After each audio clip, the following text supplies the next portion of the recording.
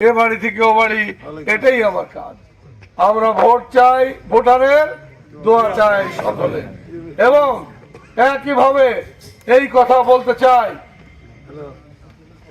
আসেন আপনারা কোনোভাবেই নিজেদের মধ্যে কোনো ভুল বোঝাবুঝি রাখবেন না। আপনারা আগে ভোট করুন, তারপরে দেখা যাবে কি অবস্থায় আগামী দিনগুলো পার করা যায়।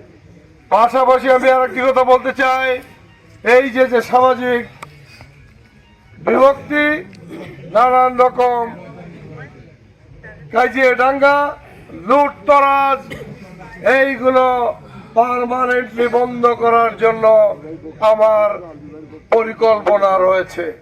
কখনোই আর এরকম কাজ করতে দেওয়া হবে না। আপনারা কাজে করবেন, আর বাড়ির শিশুরা, মহিলারা আতঙ্কিত হবে, তাদের ঘর বাড়ি কোপানো হবে, লুট করা হবে। এক শ্রেণীর লোক শুধু লুটের জন্য বসে থাকে।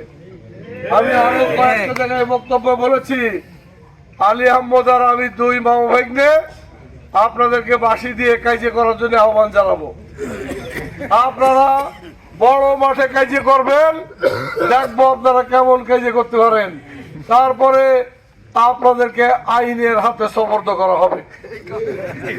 সুতরাং আর কোন বাড়ির দিকে তাকালে তার ভয়ঙ্কর শাস্তি এটা নিশ্চিত জেনে রাখেন।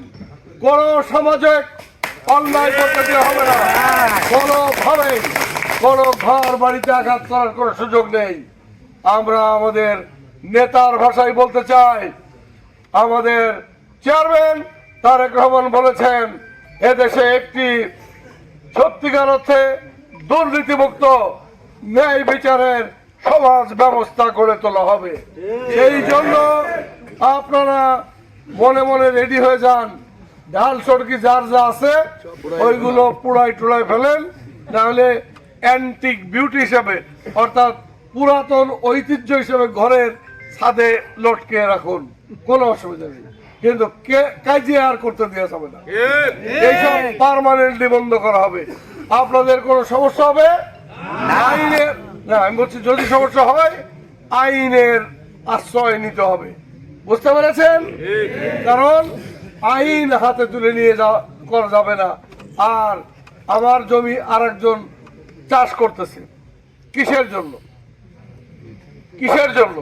জোর করে না, এই জোর আর করার সুযোগ দেওয়া হবে না। যদি কেউ করে তাকে আইনের হাতে সোপর্দ করা হবে, এবং তাই বলে কাজিয়ে করতে আর দেওয়া যাবে না।